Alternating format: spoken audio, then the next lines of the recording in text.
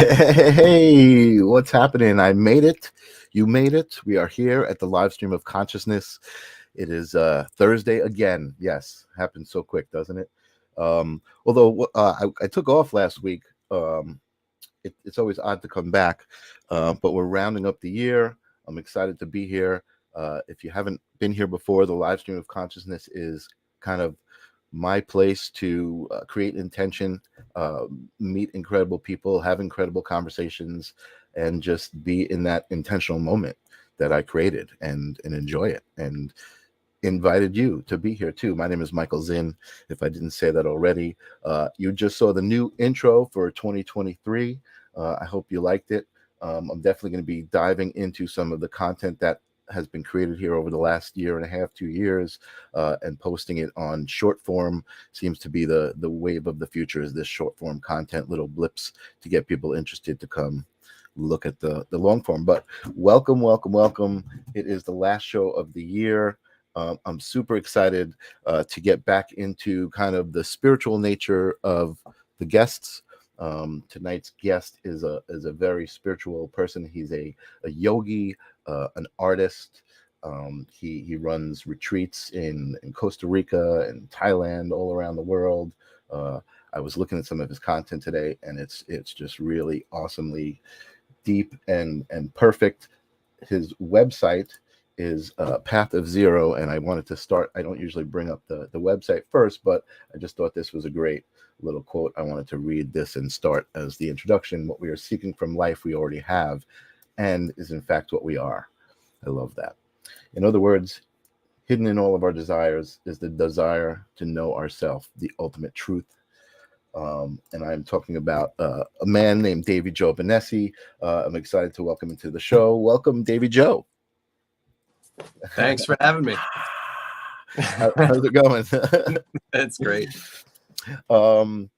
Yeah, good to have you. I brought you on the show because I had seen you on mutual friend Sunshine's show, The Ripple Connection, which is actually awesome because the Ripple Connection was started here kind of because I had her on this show, and we connected so much, and she loved what we were doing, so we started working together. We did a couple of episodes of painting with Sunshine, which was kind of like a Bob Ross thing, which was a lot of fun.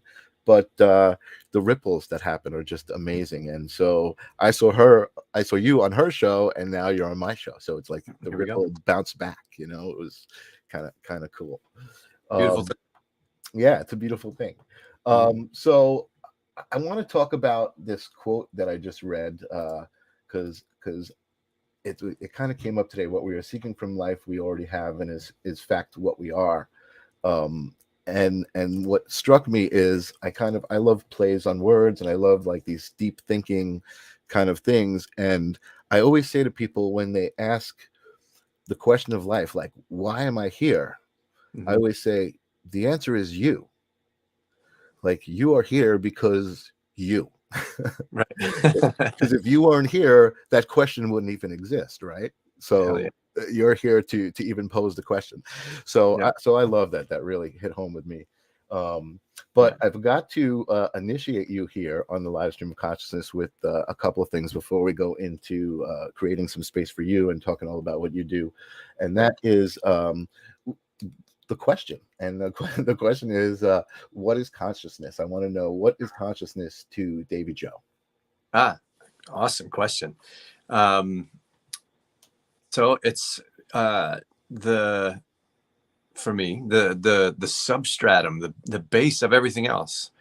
It's the one thing in the universe that can be said to be eternal, because consciousness itself doesn't have form, right? It can take the form of everything else, and it must exist before anything else in order for anything to be experienced or witnessed. There must be consciousness first, right? And then also to experience time, it also must exist after, and it also at the same time must be beyond all of that, as well as all of that at the same time. There's a great quote from, I think it's the Ripu Gita that I'm so involved with now. And it is, all there is consciousness. Consciousness is this, consciousness is that. The things that seem like they're not consciousness are just consciousness alone. And that's all. Absolutely. Great answer. I love it. So I want you to say, what did you just say that you're involved with? The Ripu Gita. And is that I know of the Bhagavad Gita. Yeah, I have a copy of it right here, actually. Is that like a part of that? Is it a sequel? Is it? I'm not No, familiar. it's this is it right here, Ripu Gita. It's Gita. There's all different kinds of Gitas out there. There's all different ones. Gita just means song, and it's kind of a style of writing from ancient India. It's actually a way of dating literature from ancient India. If it's called Gita, you can kind of put it in a certain time frame of when it was written, because it was like a style that was popular for a while. Interesting. I was only aware of the Bhagavad Gita. I was not aware of the other Gitas and what Gitas were. That's awesome. Yeah. See that? I've already learned something. I'm excited. That's great. Nice. Good start. I knew I would.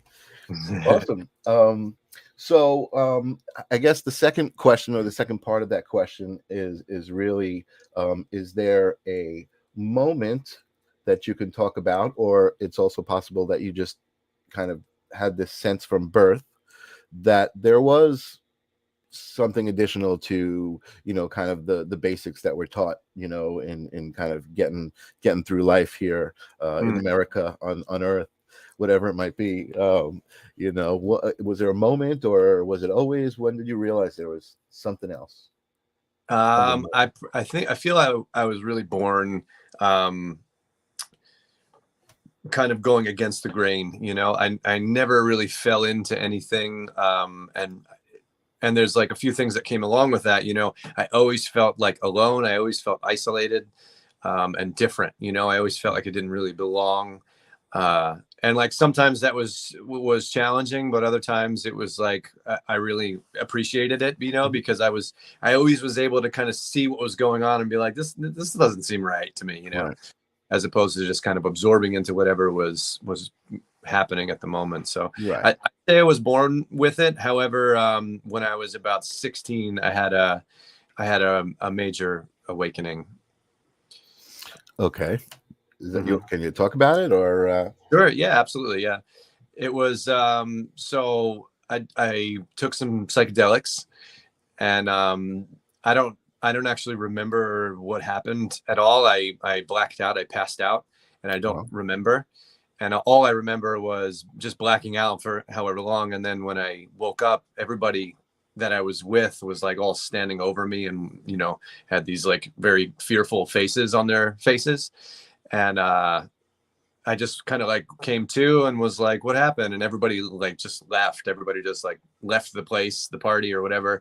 And there was just one person standing there. And I asked him, I was like, why is everybody like freaking out? And to this day, I have no idea. Nobody would tell me. And I've asked them years later, what happened that night. And nobody. So like you behaved in some way that you don't even know.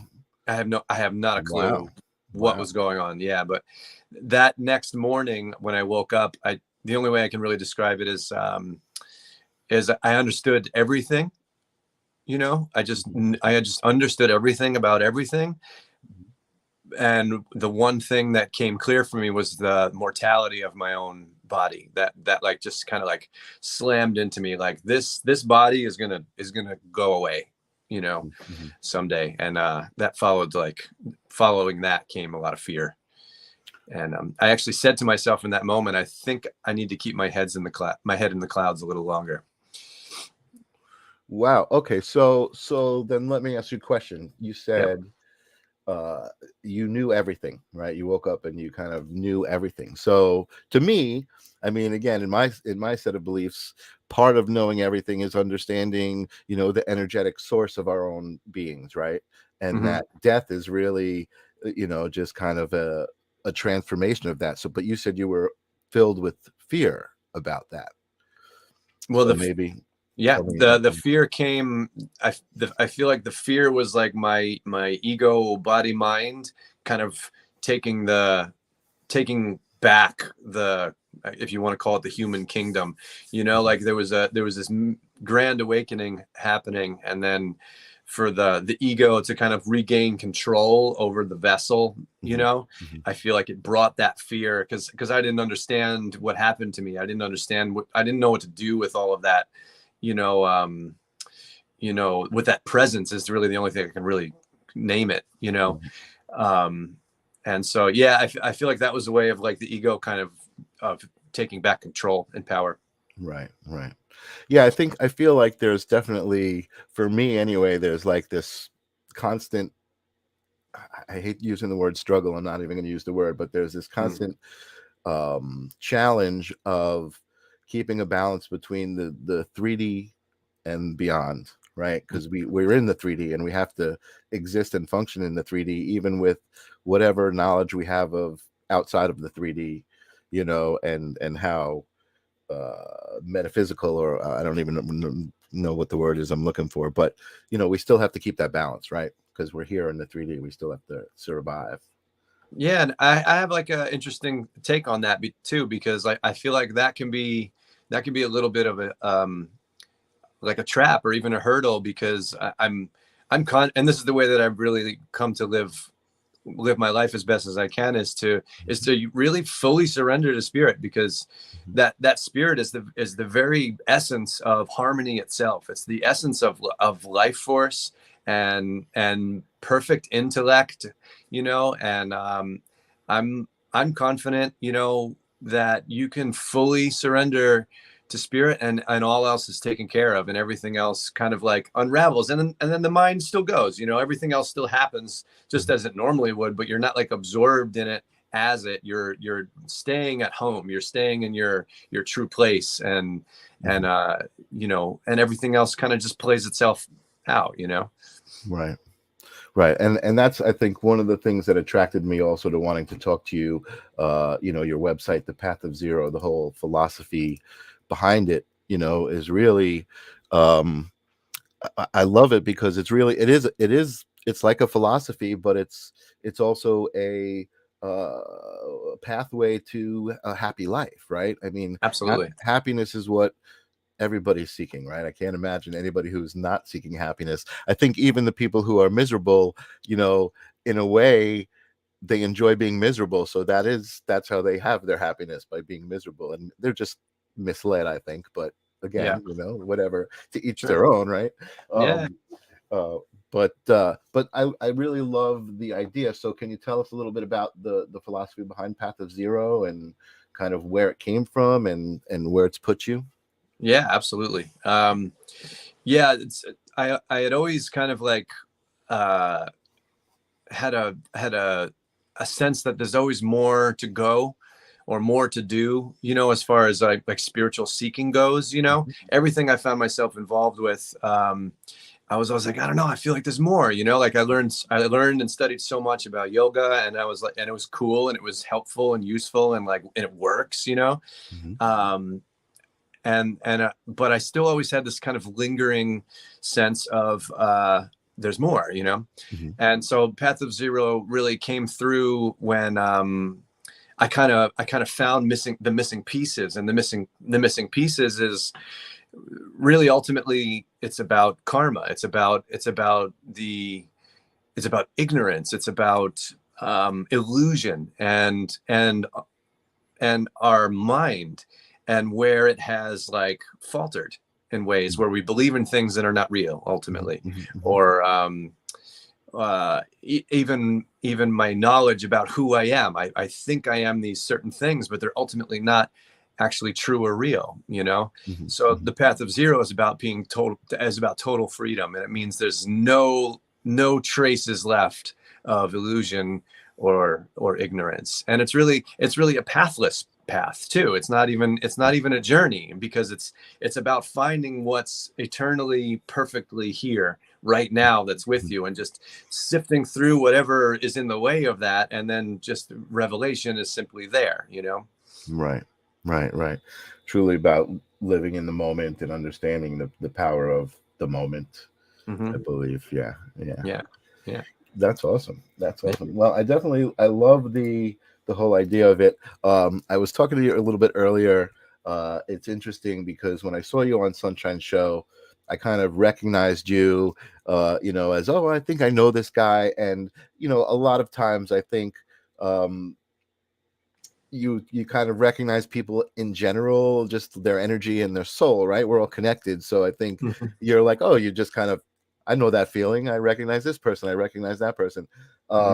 But it turns out I did a little research, and we actually did meet years and years ago at a kirtan, and it was actually a very inspirational moment for me. It was the first kirtan I had ever experienced. I didn't even really know what a kirtan was, and I'm kind of a content creator, and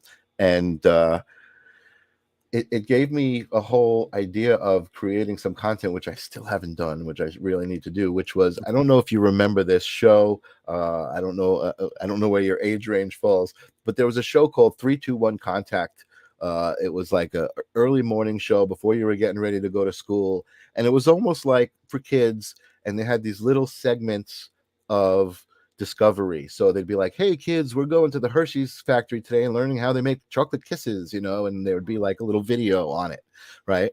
So I thought of that in the spiritual community, like, hey kids, have you ever heard of a kirtan? Do you know what a kirtan is? and actually explaining what it was, and I was like, wow, this is great. This is a great idea. And Love it. I filmed a little bit of the moment. Let me just pop it up here and we'll take a look. You said you hadn't seen it either, so yeah. Let's add it to this. Okay, so this is actually just my Facebook Live video. So we're just this isn't edited or anything. And it was at sunset. It was amazingly beautiful. You could feel the energy just watching it, and like this.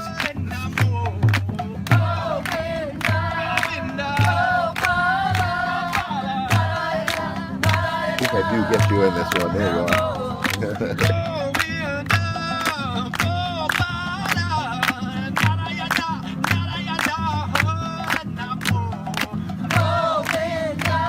So I'm going to just lower the volume a little bit, but why don't you tell us, what is a kirtan exactly? Explain to people who might not know what a kirtan is.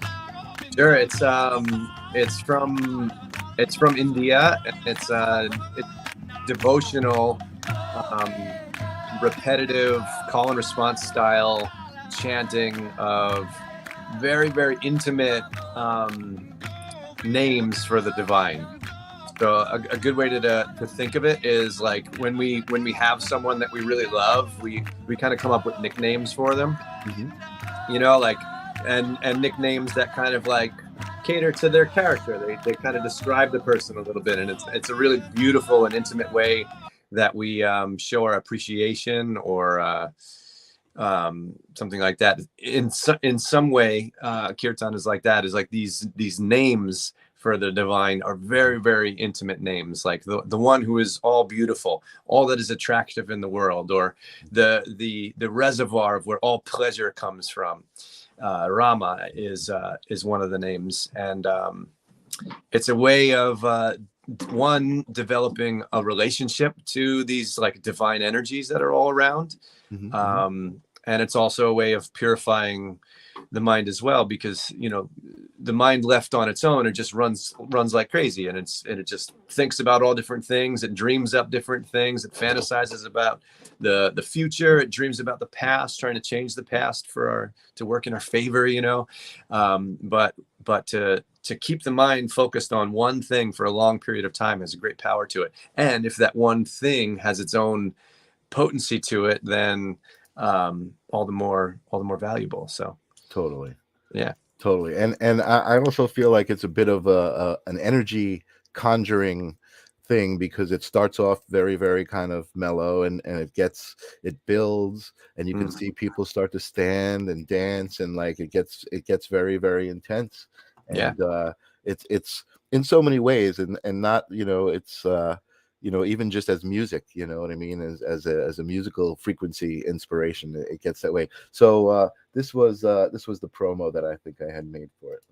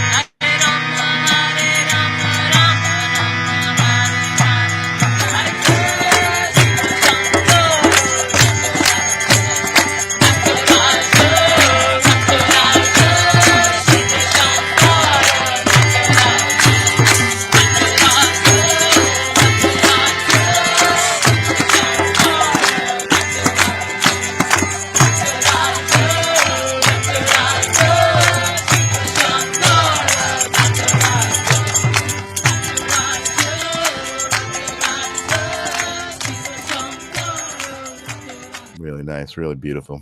So good. Such a beautiful event, man. Such a great memory, and that's really what inspired me to kind of be able to present it, because I can remember, as a kid maybe passing something like that, and there's all sorts of like stigma and like, what is that, and judgment, and like, but it's really such a beautiful thing. It's not a like hyper religious thing or anything like that. It's a love thing. It's just something really beautiful. So I was really happy to find that stuff and just remember those moments, because they were definitely powerful, and I'm happy to have been able to capture that in video. And I think part of the power for that for me is the audio, is the actual kirtan itself. Once that starts playing, and you hear, what's the name of the instrument, the keyboard with the air? Harmonium. A harmonium. Yeah, that's such a specific sound. It's very calming and peaceful. And I'm really excited about all the stuff that's going on with sound healing and stuff, because a lot of those instruments and frequencies are very, very significant. I feel like they have a very powerful energy to them. Yeah, definitely. Awesome. So so tell us about tomorrow's breath work workshop that's supposed to be happening. What exactly is breath work, and why should people care? Awesome. I love it. This is one of the kind of things that was an entryway for me into deeper spirituality, was this exact style of breath work. Actually, it was a coincidence that Hardy ends up teaching the style that I learned 18 years ago. So it's a simple breathing practice that's you do consistently for an hour, and there's so many things that happen. It just seems like, well, let me break down the event a little more. Like you come in and we do a little kind of like simple meditation in the beginning, and then we drink a little cacao, and then I'll do some chanting and some kirtan. Well, let me stop you there. So let's pretend that this is for beginners. So we drink some cacao. What's the significance of that? Yeah, great. Cacao is where chocolate comes from. It's just like the pure version of chocolate. It's a fermented like bean from the cacao plant, and they grind it into a powder, and then we make a drink out of it with usually some other like medicinal herbs and stuff like that in there. And it's a very, very, it's tasty, but it's not like sweet tasty like chocolate is. It's a little bit bitter. But it's so nourishing. It's said to be heart opening, and it's got a lot of iron in it. So, and it's also a vasodilator. So it like opens up your blood vessels, so you feel really open and oxygenated. And it's just a wonderful drink to get everybody open. Okay, cool. Yeah. So then you drink the cacao. Yep. And then go ahead. I'm sorry, I didn't mean to interrupt you. I just want don't be sorry. I want to give this as much. This is really important to me, and I love. I mean, the whole idea of what you just said about cacao, and the whole idea of plant medicine and that side of spirituality, just I think gives it more validity, right? Because it's like you're talking about connecting with the earth and everything that is organic, and and so it just validates it all when you have these ceremonies that have these meanings, and also I guess, like you said, evoke different like chemically, right? I mean, when you have cacao, it evokes different feelings and other chemical reactions. I'm not even sure of the words I'm looking for right now, but so go to the next thing. Go to what happens after the cacao. Now you're feeling relaxed. You're feeling blessed with the cacao. Yep. And then usually afterwards, I'll lead everybody in a little chanting, a little kirtan, and for some specific stuff, like people can come in with some anxiety or some reserve, and it's really, really important to like really feel comfortable and really feel like free to be able to express yourself, because a big part of the breathwork journey is to whatever like might come up for you, you want to be able to like have the opportunity to express it. So for example, if I have a moment, that comes up and I have anger come up inside, I want to be able to like express that anger freely to get rid of it, to like release it out of my system. You know what I mean? So we do specific chants to help aid us in like kind of getting rid of anything that might block us from, you know, expressing ourselves authentically. Right. Interesting. And I'm just thinking out loud and responding to you as you're talking about breath work, because I've seen it. I haven't experienced it, and I really am dying to experience it.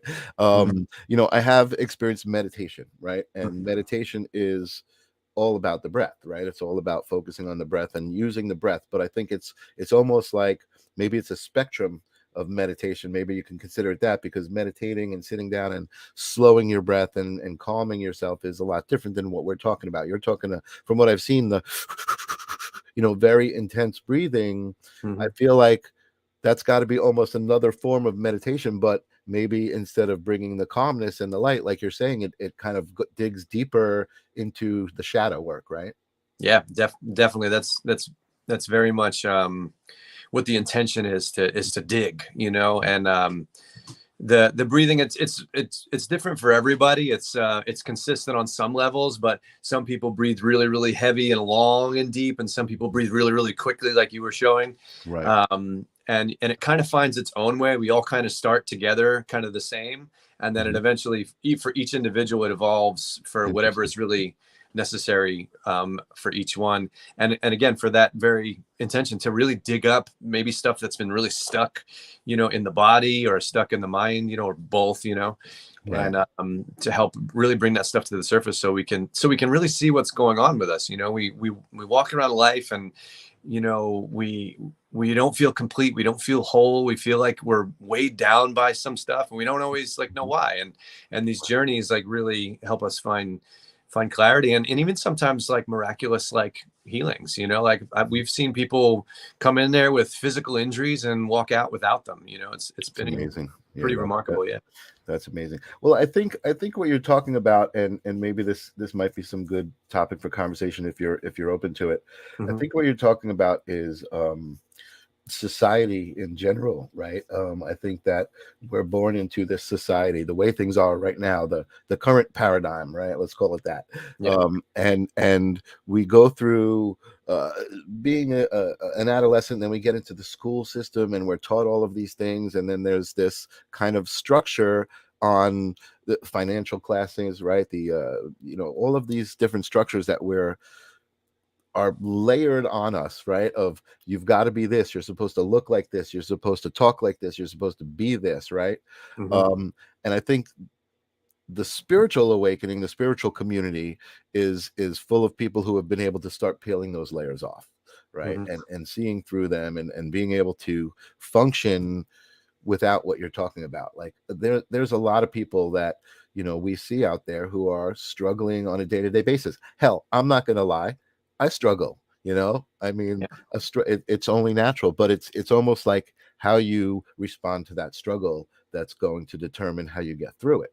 You know, is it going to make it worse? It's like quicksand, right? If you're going to struggle to try to get out of it, you're going to just sink in deeper and deeper and deeper, you know. So I kind of feel like that. I love, see, this is why I knew I would love talking to you, because you're bringing these things that are in my brain, just they're finally sprouting instead of just sitting there under the surface, you know. Yeah, it's good. So I guess, so when I said this was going to be good conversation, I know that there's a deeper story behind Davey Joe. I don't, you know, and I don't want to put you on the spot, but I feel like it's important to share some of that stuff with people who might not realize, like, oh, look at how together this guy is and how much wisdom he has, but he was someone else first. You know, there was something else that brought him to that. Can you talk about that at all? I mean, whatever's comfortable for you to tell us about, you know, the journey you went through to find this wisdom and happiness. Absolutely. Thank you for the opportunity too, because I really enjoy telling my story of what I've been through, because for exactly the reason that you said, is because I'm often perceived as like, this guy's got it all down, you know, because I'm able to speak from a place that a lot of people want to get to, you know. But that doesn't mean I'm not human. That doesn't mean I still suffer. Yeah, I still suffer, you know, and everything.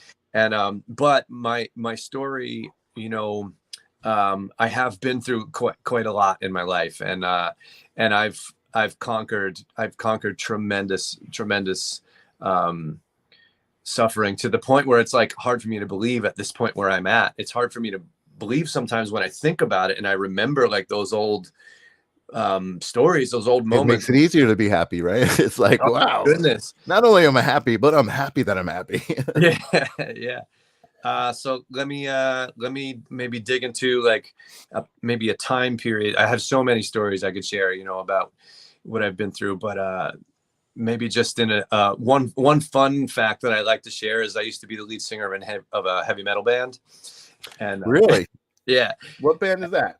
Dogs of Karma. Wow. Yeah, it's on Spotify if you want to check it out. I've actually heard of that band. That really, Davey, Yeah. I'm amazed. I'm excited. I'm going to check that out. Go ahead. Pretty good band. Yeah, there's talk of a reunion too, so that Wow. might be something that's happening. But I anger and depression were two things that like was like a pendulum for me, and that's kind of like where my life would swing, you know. And you know, there was a time towards the end of my heavy metal career where I was just in such a depth of darkness, which is it's such an interesting place to be, to like certain levels of sorrow and suffering. It's such an interesting place because you learn so much and you awaken so much. It's almost like an incubator kind of. And during this time, this is around when I was 25 or 26 years old, which is about 11, 12 years ago. And I was drinking a lot of alcohol, smoking a lot of cigarettes. And as much as I was conscious then, because even if you listen to the lyrics of those old songs, there's a lot of degree of conscious awareness to them, you know. Well, I was even the name Dogs of Karma, right? Yeah. I mean, that's, you know, comes from some place of knowledge, right? Right. Yeah. And I always had this essence of spiritual awareness and connection, but you know, there was all this other stuff on top. At that time, you know, I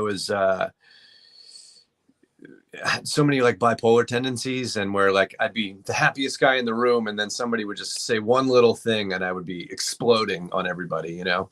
And I was very, very angry and very, very violent, to the point where I got arrested twice for assault. Wow. Yeah, I hurt people pretty bad too. And wow.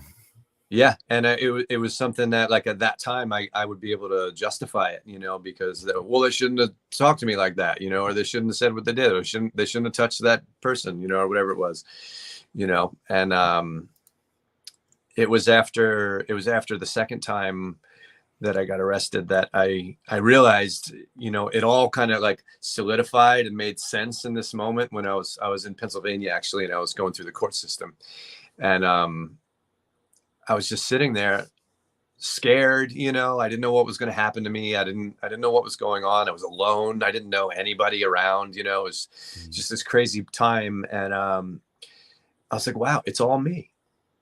I'm the problem. I can't blame anybody else in the world for where I am right now, except for myself. Wow. I need to change. Yeah. And I went through like, I was playing by the rules of baseball. I was like, this is my second strike, and I don't want to strike out on my third swing. You know what I mean? I'm like, I ended up getting out of it pretty clean. I didn't go to jail or anything, but I did get hit with, you know, some 2 years of probation, some community service, and lots of money I had to pay just as fines and stuff. Right. And that was good enough for me to say, I gotta stop. I gotta change. And that was really the turning point for me, because at that point was the moment where I really broke down and gave my life up. You know, I spoke out loud and actually said, if there's a divine force, if God is real and it exists, I'm in this at this moment giving my life to you, and please take my life, because I'm ruining everything and I'm hurting people, and I can't do that anymore. Right. Yeah. Yeah, I think it's there's got to be a moment when you turn around and you look at yourself and you realize, wow, I was justifying that, like, Yeah. yeah. Right. Yep. Julie B says owned it. Julie's one of our listeners here. She was looking forward to seeing this conversation. Yeah, I think she's one of my students now. Oh yeah, awesome. She's amazing. Yeah, she is. Okay, so you kind of came through this rough life. You're a heavy metal singer. That's kind of interesting to me because for me, I also grew up on heavy metal. And the energy from heavy metal was always very significant. It was, for me, it wasn't so bad. I mean, I got to say, I feel fortunate. I never got arrested. I never got into violence, or I was never, I certainly, smoked lots of weed and drank a bit, but I was never abusive, and that, I guess, to myself and others with that stuff. At least not that I know of. But I know for me, like, as I got older, and started to go to wellness centers, and spirituality and that kind of thing entered my life. The whole going into a wellness center, and there's this meditation music playing, and the oils and everything. It's like a certain environment that became kind of very calming to me, and I started listening to meditation music instead of like Slipknot, right? Yeah. But I still am a musician, and I still like to play. So I got asked to temporarily play for a band called Vibrator, which is really funny because it's vibrations, right? Yeah. It was like industrial metal, and it was, I mean, there was literally a song called Hatred, and I mean, it was just screaming like hatred. And I started practicing with these guys and learning the songs, and it felt so wrong. I felt so disconnected from, like, I loved playing music, and I still loved the connection of playing a song with the band. But when I kind of realized what was being screamed out loud and the vibration that was really happening, I wasn't feeling it. I was like, I don't know if I can do this. It wasn't authentic. It was like, some of it was because I love to play, but the message wasn't there. So I think I just needed to find a different band to play with. So I just played a couple of gigs, and that fulfilled my obligations. Yeah, I can relate to that. While I was going through my first yoga teacher training, I was in a metal band called Negative Reaction.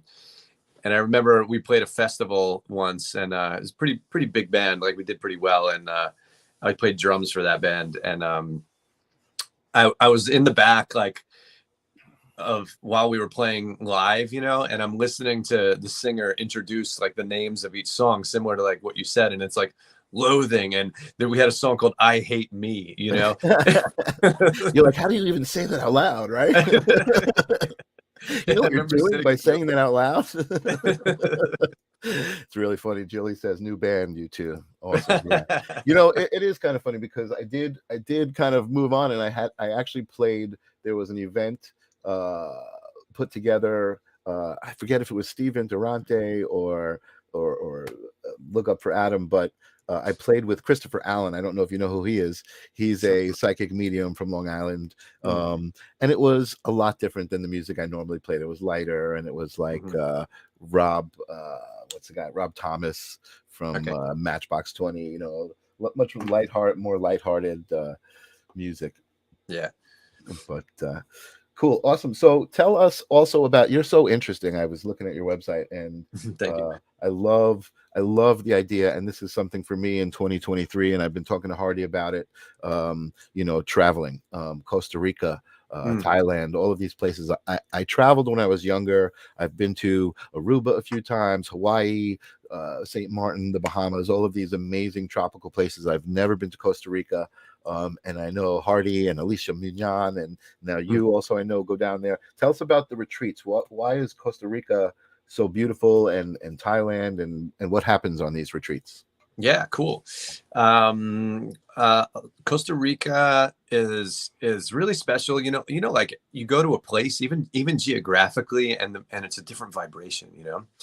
And these places that we choose to go to do retreats, Costa Rica and Thailand specifically, they have a frequency to them that, like, the way that I like to put it is they don't let you get away with stuff there. If you're lying to yourself about anything, it's going to get exposed in those places. And that's one of the reasons we go, because that's what we want. We want to expose the areas where we're lying about ourselves, so we can be free, you know, because that's really what it comes down to. Like, most of our suffering is somewhere we're lying to ourselves about who we are, or who we want to be, you know, and we're striving to become something that's not really aligned for us, you know, and so we suffer. So Costa Rica definitely has that available. There's a great community there. And also, I think also because plant medicine is so prevalent there, that it supports people going there for transformation.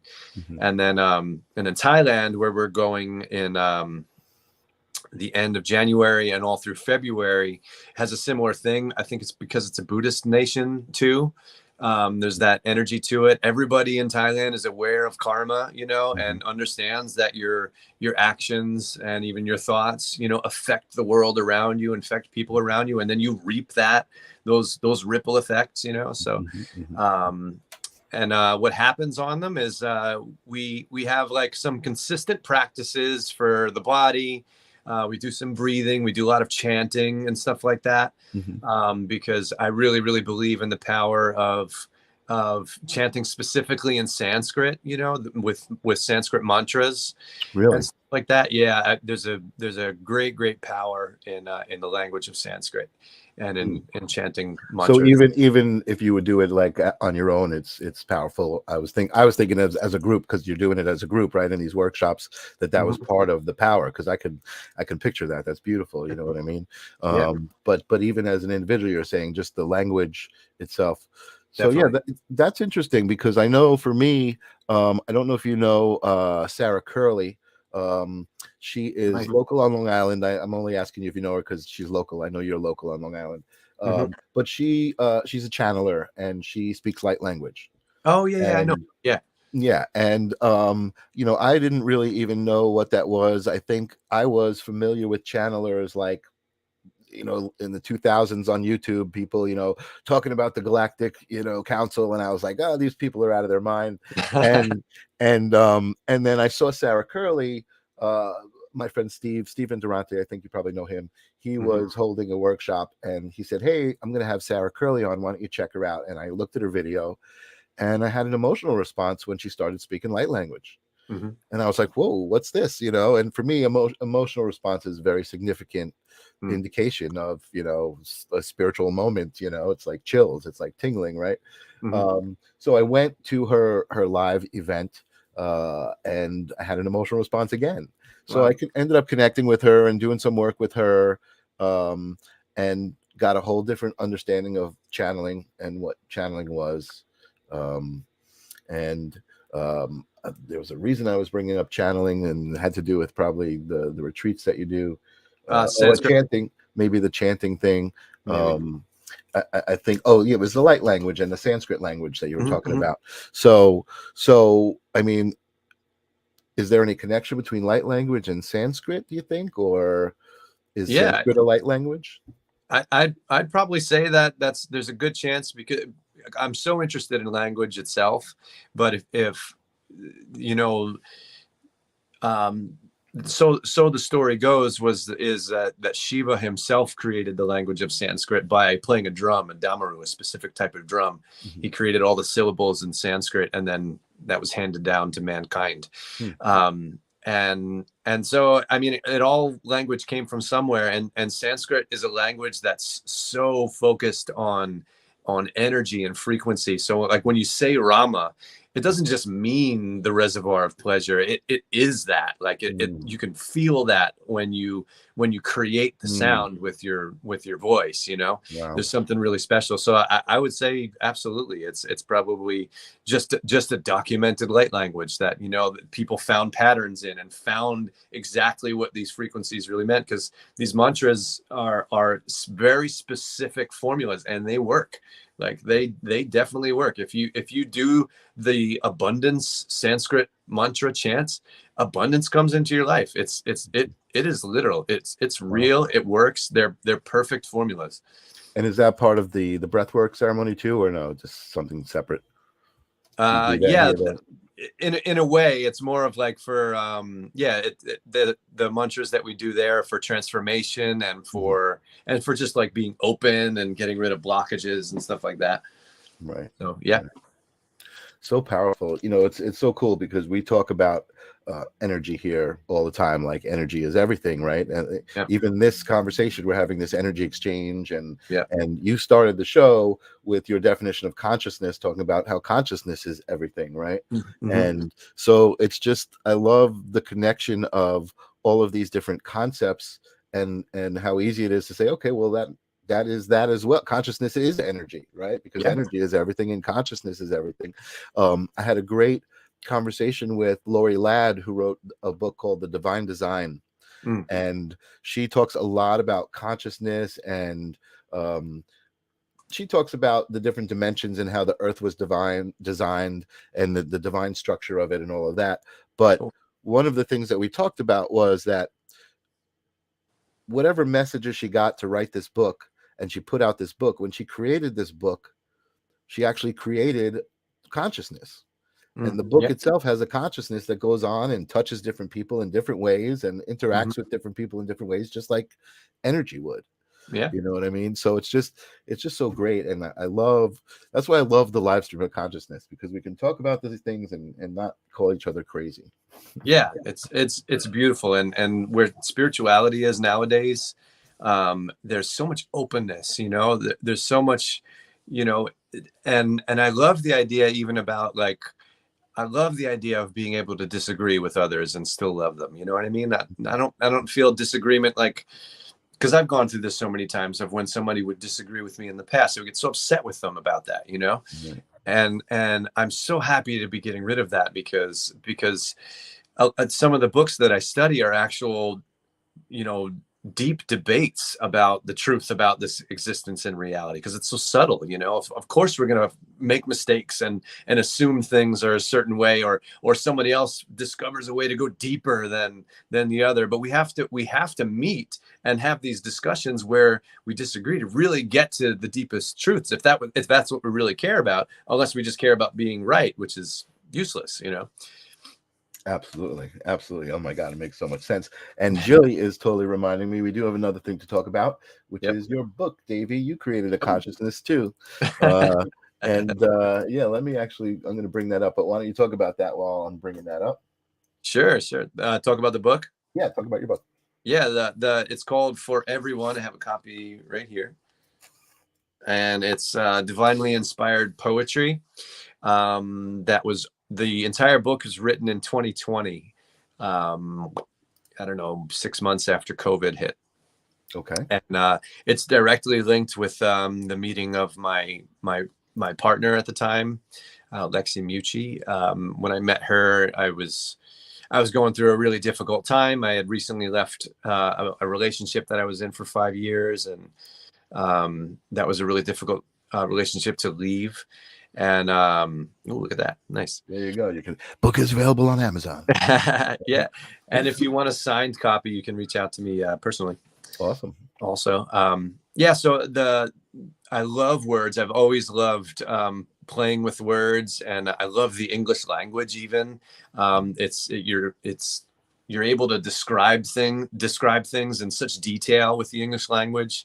And I've been writing poetry since I was young. It was one of my first outlets for getting my feelings and thoughts out on paper, or just out of my body, you know what I mean, and just airing things out. So, and this For Everyone is a play on consciousness. It literally is a play on consciousness, and the theme of the book is very consistent. So they're all kind of netted and webbed together, all the poems, and it's a really like playful but very, very deep journey to read this stuff. They're very contemplative, and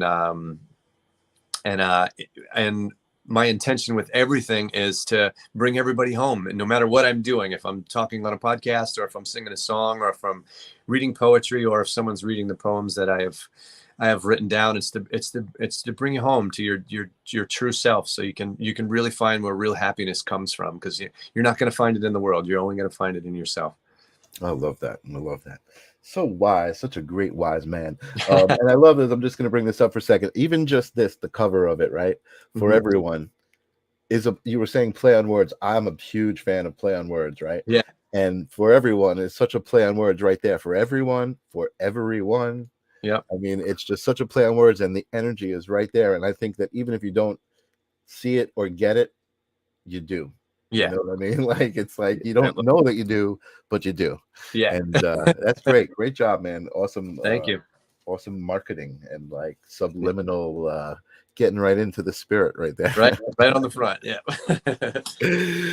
So besides the breathwork workshop that you've got going on tomorrow, you got anything else coming up in the near future? What's your next big travel?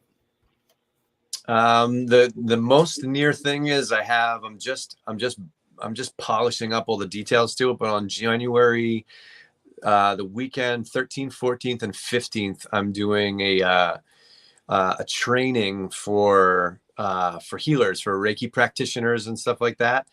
So it's a Reiki training. You'll get a Reiki certificate, level 1 and level 2, but it's so much more than that. You know, I've expanded so deeply on what healing is and what the nature of this universe is and what's our purpose here. What's the nature of my true self? What's the nature of my ego? And there's just so much involved with it. In the realm of awakening and healing and service to humanity. So it's like for those who feel called to it, it's a noble purpose to step into to get into this thing. Absolutely. Yeah, absolutely. And I think that's we were talking about this earlier. You have a lot of content that you're going to be putting out. I took a look at your website. There's some great little video snippets of you just putting out wisdom into the universe, and it's so easy to receive because I think of your love for language and the way you express yourself. Your ability to express yourself is very important.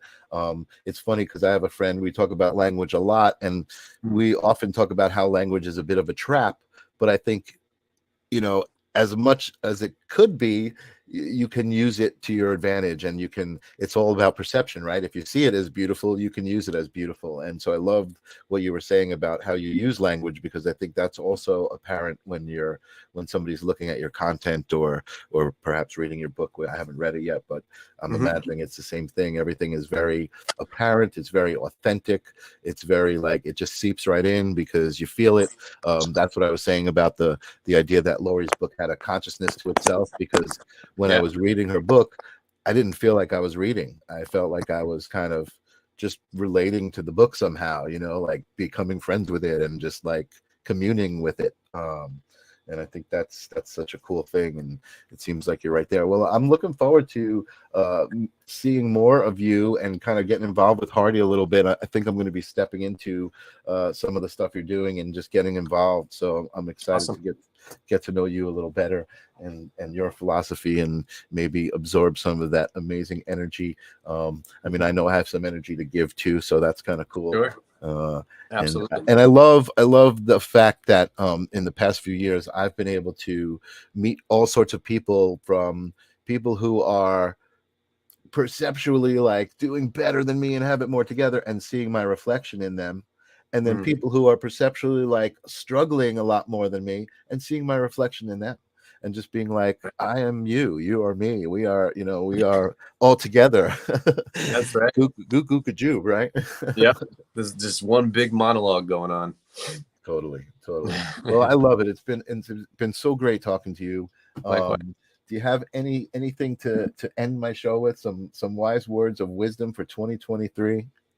Yeah, I mean, intention is huge, and if you choose to set your intention super high, commit and dedicate your life to something absolutely profound, and don't be afraid, you know, like go all the way into something like, I want to know the ultimate truth of the universe. Like, go for that, you know, don't just go for material things, you know, because your deepest truth, your deepest awareness, your deepest experiences of life are going to be woven through every life experience if your intention is at the highest. So aim high with your intentions and go all the way. Totally. Awesome. I love it. I love it. Awesome. Well, again, it's been great talking to you. I mean, I usually keep going. We got 3 minutes left, but I think I've had, not that I've had enough of you, but I feel fulfilled. Let's say that I feel fulfilled. Yeah, I mean, if we open up anything else, we might go Yeah, over. exactly. We'll just we could talk for a long time. And you know what? Perhaps I'll have you back. We'll have you on a specific thing. You were talking about, you have another book coming out, so there's another reason to I do. to bring you back. Why don't you want to talk about that at all, or are you Sure. still under I an would love NDA? to. This is it's a sutra, so it's like just a thread of, it's meant to be like a meditation in itself. So you read through it, and by the end of it, you some kind of transformation should have happened. It's called The Great Unraveled, which is actually a tribute to my old heavy metal days. I wrote one of my favorite songs that I wrote at that time was called Unraveled. So it's a tribute to the old stuff over there. That was cool, but it's also about unraveling the illusions, and peeling off all the layers, and what's left after that is Nice. greatness. Nice. And even the word unraveled feels like a play on words itself. It's like you could look into that word and you can be like, oh, there's so many layers to that word. Yeah, Awesome. totally. I love it. Well, you certainly are a master, Davey. Thank you again for being here. I really appreciate it. We will see you soon. I will be back next week. Oh, I don't even know. I didn't even look at my calendar. Let me take a look who I've got next week. I got a good January lined up. I'm kind of booked all the way through March. I'm really excited about that. Let me see who I've got next. Where is my calendar? Oh, that's my ad for you.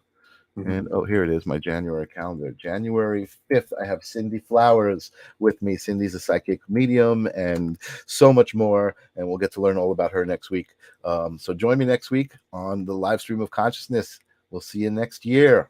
Peace.